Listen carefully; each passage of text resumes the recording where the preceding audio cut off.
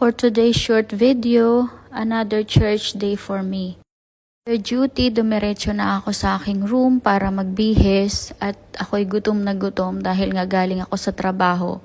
Kaya andito po ako sa McDonald's para bumili ng makakain at ako'y kakain ng mabilisan before po ako pumunta ng church. At kung napapansin nyo guys, minsan lang talaga ako kumakain sa fast food. At kung kaya ko lang din po talaga yung gutom ko, hihintayin ko na pong makauwi ng bahay at kumain.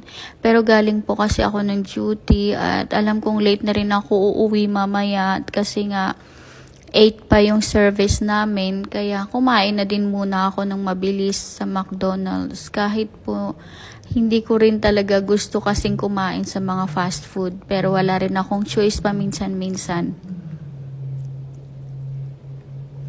At pinsan, treat ko na rin sa sarili ko naman ginagawa or kinakain. Masarap din naman siya guys. Lagi lang ako mag-isa guys kasi mas gugustuhin ko lang talagang umaalis mag-isa para sarili ko lang yung iniisip ko. Para kahit saan man ako pumunta, wala akong ibang iniisip na ay baka ayaw ng kasama ko. Ay ako gusto kong pumunta dun pero ayaw niya. Ay gusto niyang pumunta dun pero ayoko. Ayoko po kasi ng ganun. So minsan pag sumasama ako sa mga kaibigan ko, yung as in sila lang talaga yung gusto. Hindi na ako nakikipag-argumento na ay ayoko dyan, ganito, ganyan. So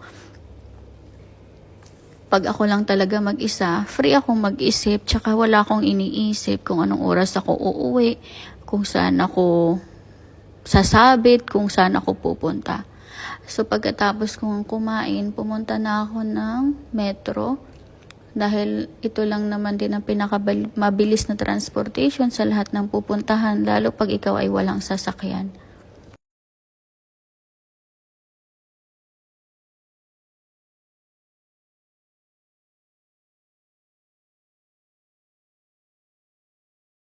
Pang naglalakad nga nagbi-video pa ako sa nakita kong mirror sa daanan. At ayan, bago po ako makyat ng metro, nag-load po muna ako ng card ko kasi nakita ko wala na pala akong balance, hindi na kasya para sa isang sakayan man lang. Kaya nag-load muna ako.